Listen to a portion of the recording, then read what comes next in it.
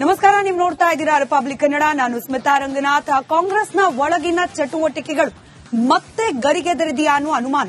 DK Shivakumar ದೆಹಲಿಯಲ್ಲಿ ಮಲ್ಲಿಕಾರ್ಜುನ್ ಖರ್ಗೆ ಅವರನ್ನ ಭೇಟಿಯಾಗಿದ್ದಾರೆ. KC Venugopal ಭೇಟಿಯಾದ ಬಳಿಕ ಬೆಂಗಳೂರಿಗೆ ವಾಪಸ್ ಆಗಿದ್ದಾರೆ ಅನ್ನೋ ಮಾಹಿತಿ ಇದೆ. ಮುಂದಿನ ಚುನಾವಣೆ ನೇತೃತ್ವದ ಹೇಳಿಕೆಗಳು ಹೈಕಮಾಂಡ್ ಗಮನಕ್ಕೆ ತರುವ ಪ್ರಯತ್ನವನ್ನ ಡಿಕೆ ಶಿವಕುಮಾರ್ ಅವರು ಮಾಡಿದ್ದಾರೆ ಅನ್ನೋ ಮಾಹಿತಿ ಇದೆ. ಹೈಕಮಾಂಡ್ ನಾಯಕರ ಮುಂದೆ ಆಕ್ಷೇಪವನ್ನ ವ್ಯಕ್ತಪಡಿಸಿದ್ದಾರೆ ಡಿಕೆ ಶಿವಕುಮಾರ್. 6 ತಿಂಗಳು ಬಾಯಿ ಮುಚ್ಚಿಕೊಂಡಿರುವಂತೆ ಕಟ್ಟಾಜ್ಞೆಯನ್ನ ಹೊರಡಿಸಿ ಅಂತ ಹೈಕಮಾಂಡ್ ನಾಯಕರ ಮುಂದೆ ಆಕ್ಷೇಪವನ್ನ ವ್ಯಕ್ತಪಡಿಸಿದ್ದಾರೆ. ಕೆಪಿಸಿಸಿ ಅಧ್ಯಕ್ಷ ಡಿಕೆ ಶಿವಕುಮಾರ್ ಅನ್ನೋ ಮಾಹಿತಿ ರಿಪಬ್ಲಿಕ್ ಕನ್ನಡಕ್ಕೆ ಲಭ್ಯವಾಗ್ತಾ ಇದೆ.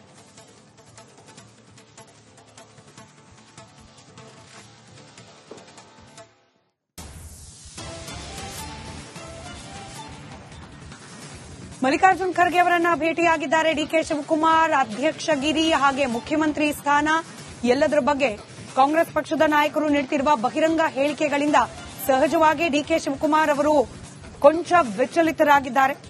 ಪ್ರತಿ ಬಾರಿ ಈ ರೀತಿ ಸಿದ್ದರಾಮಯ್ಯ ಬಣದ ನಾಯಕರು ಬಹಿರಂಗ ಹೇಳಿಕೆ ಕೊಟ್ಟಾಗಲೆಲ್ಲ ಡಿಕೆ ಶಿವಕುಮಾರ್ ಅವರು ಪ್ರಯೋಗಿಸುವ ಅಸ್ತ್ರ ಕಾಂಗ್ರೆಸ್ನ ಹೈಕಮಾಂಡ್ನ ಮುಂದೆ ರಾಜ್ಯದಲ್ಲಾಗ್ತಾ ಇರುವ ಚಟುವಟಿಕೆಗಳ ಬಗ್ಗೆ ಮಾಹಿತಿಯನ್ನು ಹಂಚಿಕೊಳ್ಳೋದು, ನಂತರ ಹೈಕಮಾಂಡ್ನಿಂದಲೇ ಈ ಬಣ ಬಡಿದಾಟದ ಬಗ್ಗೆ ಬಹಿರಂಗ ಹೇಳಿಕೆ ನೀಡ್ತಾ ಇರುವ ನಾಯಕರ ಬಾಯಿಗೆ ಬೀಗ ಹಾಕಿಸೋದು. ಇದೇ ಪ್ರಯತ್ನವನ್ನ ಡಿಕೆ ಶಿವಕುಮಾರ್ ಅವರು ಮಾಡ್ಕೊಂಡು ಬಂದಿದ್ದಾರೆ. ಹಿಂದೆ ಸ್ವಾಭಿಮಾನಿ ಸಮಾವೇಶದ ಹೆಸರಲ್ಲಿ ಸಿದ್ದರಾಮಯ್ಯನವರ ಪರವಾಗಿ ಸಮಾವೇಶ ಮಾಡುವ ಪ್ರಯತ್ನದಲ್ಲಿದ್ದಾಗಲೂ ಕೂಡ ಹೀಗೇನೆ ನೇರವಾಗಿ ಡಿಕೆ ಶಿವಕುಮಾರ್ ಅವರು ಹೈಕಮಾಂಡ್ ನಾಯಕರ ಬಳಿಯಿಂದಲೇ ಅದಕ್ಕೆ ಬ್ರೇಕ್ ಹಾಕಿಸಿದ್ರು. ಇದೀಗ ಮತ್ತೊಮ್ಮೆ ಮುಂದಿನ ಚುನಾವಣೆಯ ನೇತೃತ್ವದ ವಿಚಾರಕ್ಕೆ ಜಟಾಪಟಿ ಶುರುವಾಗಿರುವ ಹೊತ್ತಿನಲ್ಲಿ ಡಿಕೆ ಶಿವಕುಮಾರ್ ಮಲ್ಲಿಕಾರ್ಜುನ್ ಖರ್ಗೆ ಅವರನ್ನ ಭೇಟಿಯಾಗಿದ್ದಾರೆ. ಡೀಟೇಲ್ಸ್ ನಮ್ಮ ಪ್ರತಿನಿಧಿ ನಟೇಶ್ ನೀಡ್ತಾ ಹೋಗ್ತಾರೆ. ನಟೇಶ್, ಡಿಕೆ ಶಿವಕುಮಾರ್ ಅವರೇನೋ ಭೇಟಿಯಾಗಿದ್ದಾರೆ, ಹೈಕಮಾಂಡ್ ನಾಯಕರ ಸ್ಪಂದನೆ ಯಾವ ರೀತಿ ಇದೆ?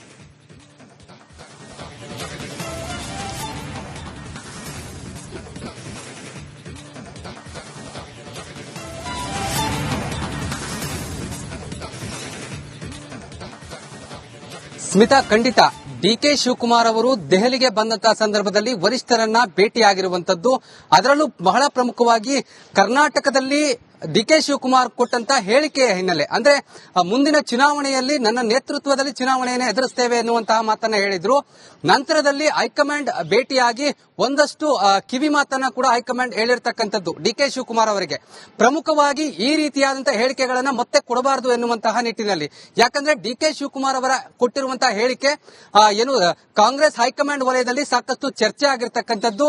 ಈ ವಿಚಾರವಾಗಿ ಈಗಾಗಲೇ ಏನು ಹಲವು ಸಚಿವರು ಹೈಕಮಾಂಡ್ ಅನ್ನ ಭೇಟಿಯಾದಂತಹ ಸಂದರ್ಭದಲ್ಲಿ ಅವರಿಗೂ ಕೂಡ ಸ್ಪಷ್ಟ ಸಂದೇಶವನ್ನ ರವಾನೆ ಮಾಡಿ ಯಾವುದೇ ರೀತಿಯಾದಂತಹ ಹೇಳಿಕೆಗಳನ್ನ ಕೊಡಬಾರದು, ವಿರೋಧಿ ಹೇಳಿಕೆಗಳನ್ನ ಅಂತ ಹೇಳಿದ್ರು. ಆ ನಿಟ್ಟಿನಲ್ಲಿ ಇದೀಗ ಡಿಕೆ ಶಿವಕುಮಾರ್ ಅವರ ಹೇಳಿಕೆ ವಿರುದ್ಧ ಒಂದಷ್ಟು ಸಚಿವರು ಏನು ಹೈಕಮಾಂಡ್ಗೆ ಸಂದೇಶವನ್ನ ರವಾನೆ ಮಾಡಿದ್ರು. ತದನಂತರದಲ್ಲಿ ದೆಹಲಿಗೆ ಡಿಕೆ ಶಿವಕುಮಾರ್ ಅವರು ಬಂದಿರುವಂತದ್ದು. ಡಿಕೆ ಶಿವಕುಮಾರ್ ಅವರು ದೆಹಲಿಯಲ್ಲಿ ಏನು ಕಾಂಗ್ರೆಸ್ ವರಿಷ್ಠರನ್ನ ಭೇಟಿಯಾದಂತಹ ಸಂದರ್ಭದಲ್ಲಿ ಈ ಒಂದು ವಿಚಾರ ಕೂಡ ಚರ್ಚೆ ಆಗಿರ್ತಕ್ಕಂಥದ್ದು. ಬಹಳ ಪ್ರಮುಖವಾಗಿ ಮಲ್ಲಿಕಾರ್ಜುನ ಖರ್ಗೆ ಅವರನ್ನ ಭೇಟಿ ಆಗದೆ ತೆರಳಿರ್ತಕ್ಕಂಥದ್ದು ಬಹಳಷ್ಟು ಕುತೂಹಲವನ್ನ ಮೂಡಿಸಿದೆ ಅಂತಾನೆ ಹೇಳ್ಬೋದು.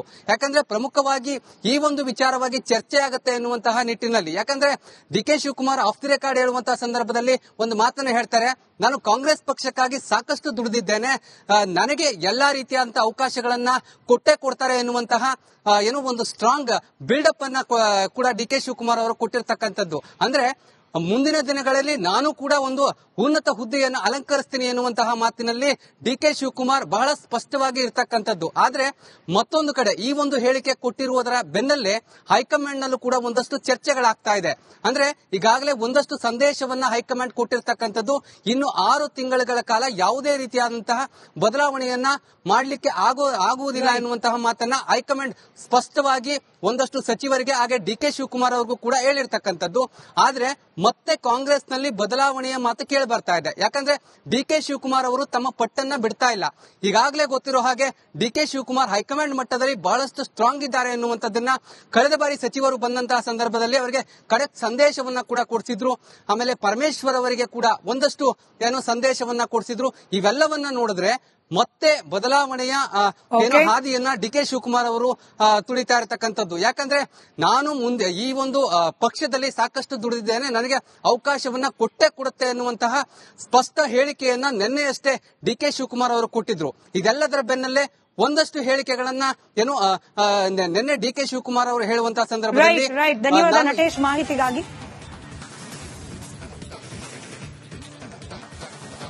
ನಮಸ್ಕಾರ, ನೀವು ನೋಡ್ತಾ ಇದ್ದೀರಾ ರಿಪಬ್ಲಿಕ್ ಕನ್ನಡ. ನಾನು ಸ್ಮಿತಾ ರಂಗನಾಥ್. ಕಾಂಗ್ರೆಸ್ನ ಒಳಗಿನ ಚಟುವಟಿಕೆಗಳು ಮತ್ತೆ ಗರಿಗೆದರಿದೆಯಾ ಅನ್ನೋ ಅನುಮಾನ. ಡಿಕೆ ಶಿವಕುಮಾರ್ ದೆಹಲಿಯಲ್ಲಿ ಮಲ್ಲಿಕಾರ್ಜುನ್ ಖರ್ಗೆ ಅವರನ್ನ ಭೇಟಿಯಾಗಿದ್ದಾರೆ. ಕೆಸಿ ವೇಣುಗೋಪಾಲ್ ಭೇಟಿಯಾದ ಬಳಿಕ ಬೆಂಗಳೂರಿಗೆ ವಾಪಸ್ ಆಗಿದ್ದಾರೆ ಅನ್ನೋ ಮಾಹಿತಿ ಇದೆ. ಮುಂದಿನ ಚುನಾವಣೆ ನೇತೃತ್ವದ ಹೇಳಿಕೆಗಳು ಹೈಕಮಾಂಡ್ ಗಮನಕ್ಕೆ ತರುವ ಪ್ರಯತ್ನವನ್ನ ಡಿಕೆ ಶಿವಕುಮಾರ್ ಅವರು ಮಾಡಿದ್ದಾರೆ ಅನ್ನೋ ಮಾಹಿತಿ ಇದೆ.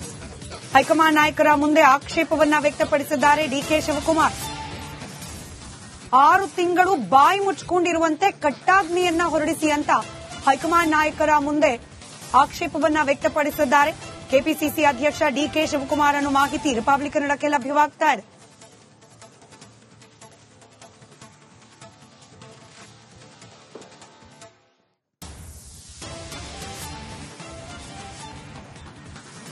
ಮಲ್ಲಿಕಾರ್ಜುನ್ ಖರ್ಗೆ ಅವರನ್ನ ಭೇಟಿಯಾಗಿದ್ದಾರೆ ಡಿಕೆ ಶಿವಕುಮಾರ್. ಅಧ್ಯಕ್ಷಗಿರಿ ಹಾಗೆ ಮುಖ್ಯಮಂತ್ರಿ ಸ್ಥಾನ ಎಲ್ಲದರ ಬಗ್ಗೆ ಕಾಂಗ್ರೆಸ್ ಪಕ್ಷದ ನಾಯಕರು ನೀಡುತ್ತಿರುವ ಬಹಿರಂಗ ಹೇಳಿಕೆಗಳಿಂದ ಸಹಜವಾಗಿ ಡಿಕೆ ಶಿವಕುಮಾರ್ ಅವರು ಕೊಂಚ ವಿಚಲಿತರಾಗಿದ್ದಾರೆ. ಪ್ರತಿ ಬಾರಿ ಈ ರೀತಿ ಸಿದ್ದರಾಮಯ್ಯ ಬಣದ ನಾಯಕರು ಬಹಿರಂಗ ಹೇಳಿಕೆ ಕೊಟ್ಟಾಗಲೆಲ್ಲ ಡಿಕೆ ಶಿವಕುಮಾರ್ ಅವರು ಪ್ರಯೋಗಿಸುವ ಅಸ್ತ್ರ ಕಾಂಗ್ರೆಸ್ನ ಹೈಕಮಾಂಡ್ನ ಮುಂದೆ ರಾಜ್ಯದಲ್ಲಾಗ್ತಾ ಇರುವ ಚಟುವಟಿಕೆಗಳ ಬಗ್ಗೆ ಮಾಹಿತಿಯನ್ನು ಹಂಚಿಕೊಳ್ಳೋದು, ನಂತರ ಹೈಕಮಾಂಡ್ನಿಂದಲೇ ಈ ಬಣ ಬಡಿದಾಟದ ಬಗ್ಗೆ ಬಹಿರಂಗ ಹೇಳಿಕೆ ನೀಡ್ತಾ ಇರುವ ನಾಯಕರ ಬಾಯಿಗೆ ಬೀಗ ಹಾಕಿಸೋದು. ಇದೇ ಪ್ರಯತ್ನವನ್ನ ಡಿಕೆ ಶಿವಕುಮಾರ್ ಅವರು ಮಾಡ್ಕೊಂಡು ಬಂದಿದ್ದಾರೆ. ಹಿಂದೆ ಸ್ವಾಭಿಮಾನಿ ಸಮಾವೇಶದ ಹೆಸರಲ್ಲಿ ಸಿದ್ದರಾಮಯ್ಯನವರ ಪರವಾಗಿ ಸಮಾವೇಶ ಮಾಡುವ ಪ್ರಯತ್ನದಲ್ಲಿದ್ದಾಗಲೂ ಕೂಡ ಹೀಗೇನೆ ನೇರವಾಗಿ ಡಿಕೆ ಶಿವಕುಮಾರ್ ಅವರು ಹೈಕಮಾಂಡ್ ನಾಯಕರ ಬಳಿಯಿಂದಲೇ ಅದಕ್ಕೆ ಬ್ರೇಕ್ ಹಾಕಿಸಿದ್ರು. ಇದೀಗ ಮತ್ತೊಮ್ಮೆ ಮುಂದಿನ ಚುನಾವಣೆಯ ನೇತೃತ್ವದ ವಿಚಾರಕ್ಕೆ ಜಟಾಪಟಿ ಶುರುವಾಗಿರುವ ಹೊತ್ತಿನಲ್ಲಿ ಡಿಕೆ ಶಿವಕುಮಾರ್ ಮಲ್ಲಿಕಾರ್ಜುನ್ ಖರ್ಗೆ ಅವರನ್ನ ಭೇಟಿಯಾಗಿದ್ದಾರೆ. ಡೀಟೇಲ್ಸ್ ನಮ್ಮ ಪ್ರತಿನಿಧಿ ನಟೇಶ್ ನೀಡ್ತಾ ಹೋಗ್ತಾರೆ. ನಟೇಶ್, ಡಿಕೆ ಶಿವಕುಮಾರ್ ಅವರೇನೋ ಭೇಟಿಯಾಗಿದ್ದಾರೆ, ಹೈಕಮಾಂಡ್ ನಾಯಕರ ಸ್ಪಂದನೆ ಯಾವ ರೀತಿ ಇದೆ?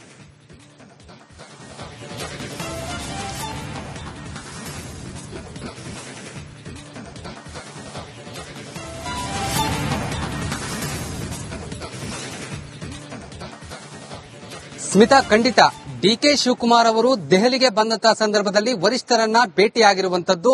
ಅದರಲ್ಲೂ ಬಹಳ ಪ್ರಮುಖವಾಗಿ ಕರ್ನಾಟಕದಲ್ಲಿ ಡಿಕೆ ಶಿವಕುಮಾರ್ ಕೊಟ್ಟಂತ ಹೇಳಿಕೆಯ ಹಿನ್ನೆಲೆ, ಅಂದ್ರೆ ಮುಂದಿನ ಚುನಾವಣೆಯಲ್ಲಿ ನನ್ನ ನೇತೃತ್ವದಲ್ಲಿ ಚುನಾವಣೆಯನ್ನು ಎದುರಿಸ್ತೇವೆ ಎನ್ನುವಂತಹ ಮಾತನ್ನ ಹೇಳಿದ್ರು. ನಂತರದಲ್ಲಿ ಹೈಕಮಾಂಡ್ ಭೇಟಿಯಾಗಿ ಒಂದಷ್ಟು ಕಿವಿ ಮಾತನ್ನ ಕೂಡ ಹೈಕಮಾಂಡ್ ಹೇಳಿರ್ತಕ್ಕಂಥದ್ದು ಡಿಕೆ ಶಿವಕುಮಾರ್ ಅವರಿಗೆ. ಪ್ರಮುಖವಾಗಿ ಈ ರೀತಿಯಾದಂತಹ ಹೇಳಿಕೆಗಳನ್ನ ಮತ್ತೆ ಕೊಡಬಾರದು ಎನ್ನುವಂತಹ ನಿಟ್ಟಿನಲ್ಲಿ. ಯಾಕಂದ್ರೆ ಡಿಕೆ ಶಿವಕುಮಾರ್ ಅವರ ಕೊಟ್ಟಿರುವಂತಹ ಹೇಳಿಕೆ ಏನು ಕಾಂಗ್ರೆಸ್ ಹೈಕಮಾಂಡ್ ವಲಯದಲ್ಲಿ ಸಾಕಷ್ಟು ಚರ್ಚೆ ಆಗಿರ್ತಕ್ಕಂಥದ್ದು. ಈ ವಿಚಾರವಾಗಿ ಈಗಾಗಲೇ ಏನು ಹಲವು ಸಚಿವರು ಹೈಕಮಾಂಡ್ ಅನ್ನ ಭೇಟಿಯಾದಂತಹ ಸಂದರ್ಭದಲ್ಲಿ ಅವರಿಗೂ ಕೂಡ ಸ್ಪಷ್ಟ ಸಂದೇಶವನ್ನ ರವಾನೆ ಮಾಡಿ ಯಾವುದೇ ರೀತಿಯಾದಂತಹ ಹೇಳಿಕೆಗಳನ್ನ ಕೊಡಬಾರದು, ವಿರೋಧಿ ಹೇಳಿಕೆಗಳನ್ನ ಅಂತ ಹೇಳಿದ್ರು. ಆ ನಿಟ್ಟಿನಲ್ಲಿ ಇದೀಗ ಡಿಕೆ ಶಿವಕುಮಾರ್ ಅವರ ಹೇಳಿಕೆ ವಿರುದ್ಧ ಒಂದಷ್ಟು ಸಚಿವರು ಏನು ಹೈಕಮಾಂಡ್ಗೆ ಸಂದೇಶವನ್ನ ರವಾನೆ ಮಾಡಿದ್ರು. ತದನಂತರದಲ್ಲಿ ದೆಹಲಿಗೆ ಡಿಕೆ ಶಿವಕುಮಾರ್ ಅವರು ಬಂದಿರುವಂತದ್ದು. ಡಿಕೆ ಶಿವಕುಮಾರ್ ಅವರು ದೆಹಲಿಯಲ್ಲಿ ಏನು ಕಾಂಗ್ರೆಸ್ ವರಿಷ್ಠರನ್ನ ಭೇಟಿಯಾದಂತಹ ಸಂದರ್ಭದಲ್ಲಿ ಈ ಒಂದು ವಿಚಾರ ಕೂಡ ಚರ್ಚೆ ಆಗಿರ್ತಕ್ಕಂಥದ್ದು. ಬಹಳ ಪ್ರಮುಖವಾಗಿ ಮಲ್ಲಿಕಾರ್ಜುನ ಖರ್ಗೆ ಅವರನ್ನ ಭೇಟಿ ಆಗದೆ ತೆರಳಿರ್ತಕ್ಕಂಥದ್ದು ಬಹಳಷ್ಟು ಕುತೂಹಲವನ್ನ ಮೂಡಿಸಿದೆ ಅಂತಾನೆ ಹೇಳ್ಬೋದು.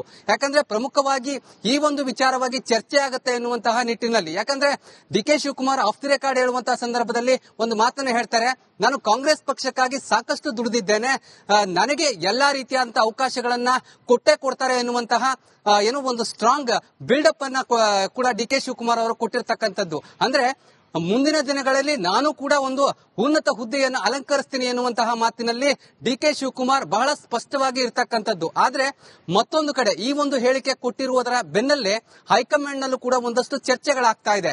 ಅಂದ್ರೆ ಈಗಾಗಲೇ ಒಂದಷ್ಟು ಸಂದೇಶವನ್ನ ಹೈಕಮಾಂಡ್ ಕೊಟ್ಟಿರ್ತಕ್ಕಂಥದ್ದು.